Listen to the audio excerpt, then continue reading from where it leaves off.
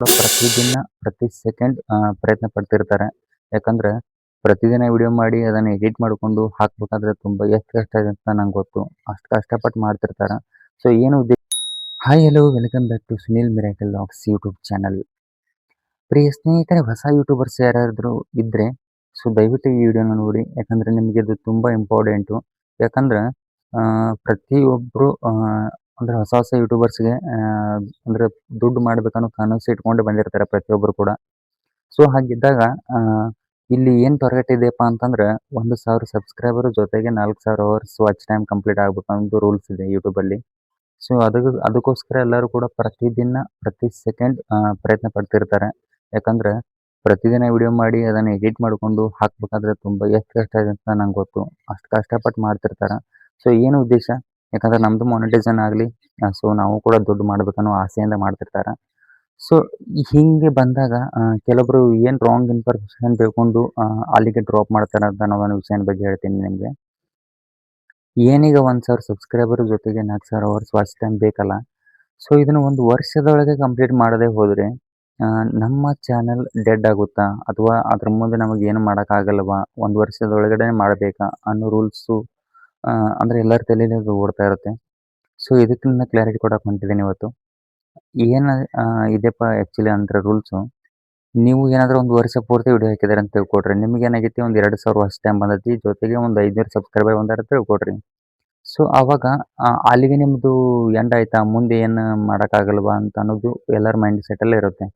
So ನಾನು ಹೇಳೋದು ನಿಮಗೆ ಹೆಂಗಿರುತ್ತೆ ರೂಲ್ಸಪ್ಪ ಅಂತಂದ್ರೆ, ಈ ವರ್ಷ ಏನೋ 2,000 ವಾಚ್ ಟೈಮ್ ಬಂದೈತೆ, ಅದು ಹೋಯ್ತು ಬಿಡಿ. ಆ್ಯಂಡ್ ಸಬ್ಸ್ಕ್ರೈಬ್ ಮಾತ್ರ ಉಳಿದೇ ಇರ್ತಾರೆ 500 ಜನ. ಆ್ಯಂಡ್ ನೆಕ್ಸ್ಟ್ ಇಯರ್ ಏನು ಪ್ರಯತ್ನ ಪಡ್ತಿರ್ತೀರಲ್ಲ, ಆ ವರ್ಷ ಹೋಯಿತು. ನೆಕ್ಸ್ಟ್ ಇಯರ್ ಏನು ಪ್ರಯತ್ನ ಪಡ್ತಿರ್ತೀರಲ್ಲ, ಸೊ ನಿಮಗೆ ಪ್ಲಸ್ ಪಾಯಿಂಟ್ ಅಂದರೆ ಸಬ್ಸ್ಕ್ರೈಬರ್ 500 ಜನ ಇದ್ದೇ ಇರ್ತಾರೆ. ಆ್ಯಂಡ್ ವಾಚ್ ಟೈಮ್ ಮಾತ್ರ ಎಲ್ಲನೂ ಡೆಡ್ ಆಗುತ್ತೆ. ಅಂದರೆ ವಾಚ್ ಟೈಮೆಲ್ಲ ಹೋಗುತ್ತೆ. ಅದು ಏನು 2,000 ವಾಚ್ ಟೈಮ್ ಬಂದಿರುತ್ತೆ ಅದು ಹೋಗಿರುತ್ತೆ.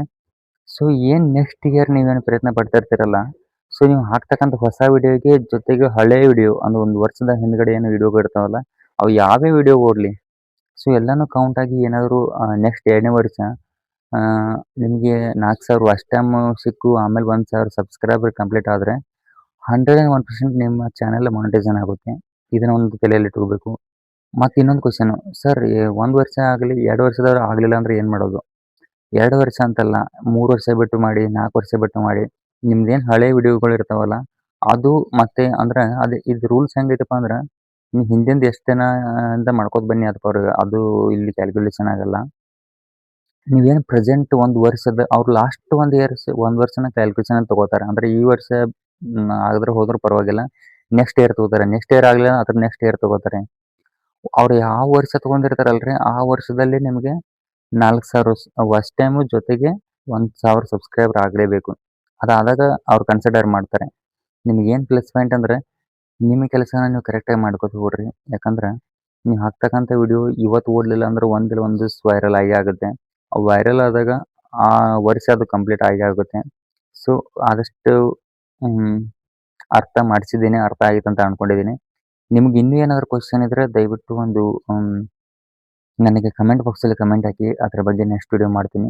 ಇದ್ರ ಬಗ್ಗೆ ಕ್ಲಾರಿಟಿ ಸಿಗುತ್ತೆ ಅಂತ ಅಂದ್ಕೊಳ್ತೀನಿ. ಅಂದರೆ ನೀವು ಯಾವಾಗ ಬೇಕಾದರೂ ಕಂಪ್ಲೀಟ್ ಮಾಡ್ಕೋಬೋದು. ಅಂದರೆ ಇದೇ ವರ್ಷ 1 ವರ್ಷದಾಗ ಮಾಡಲಿಲ್ಲ ಅಂದರೆ ಚಾನಲ್ ಡೆಡ್ ಆಗುತ್ತೆ ಅನ್ನೋದು ಮಾತು ಮಾತ್ರ ಸುಳ್ಳು. ಇದು ನೆಕ್ಸ್ಟ್ ಇಯರ್ ಆದರೂ ಮಾಡಿ, ಅದರ ನೆಕ್ಸ್ಟ್ ಇಯರ್ ಆದರೂ ಮಾಡಿ. ಆದರೆ ಅವರು ತೊಗೊಳ್ಳೋದು ಲಾಸ್ಟ್ 1 ಇಯರ್ನ ತೊಗೋತಾರೆ. ಆ ಇಯರಲ್ಲಿ ನಿಮಗೆ 1,000 ಸಬ್ಸ್ಕ್ರೈಬರ್ ಇರಬೇಕು, ಜೊತೆಗೆ 4,000 ಅವರ್ಸ್ ವಾಚ್ ಟೈಮ್ 12 ತಿಂಗಳಲ್ಲಿ ಆಗಿರಬೇಕು. ಇದು ಕ್ಲಾರಿಟಿ ಕೊಡ್ತಾರೆ. ಸೊ ಎಲ್ಲರಿಗೂ ಅರ್ಥ ಆಯ್ತು ಅಂತ ಅನ್ಕೋತೀನಿ. ಮತ್ತೆ ನೆಕ್ಸ್ಟ್ ವಿಡಿಯೋದಲ್ಲಿ ಸಿಗೋಣ. ಅಲ್ಲಿವರೆಗೂ ಟೇಕ್ ಕೇರ್. ಜೊತೆಗೆ ಸಬ್ಸ್ಕ್ರೈಬ್ ಮಾಡದೆ ನೋಡ್ತಿದ್ರು ಸಬ್ಸ್ಕ್ರೈಬ್ ಮಾಡ್ಕೊಂಡು ಹೋಗಿ ಅಂತ ಹೇಳ್ತಾ ಟೇಕ್ ಕೇರ್. Bye bye.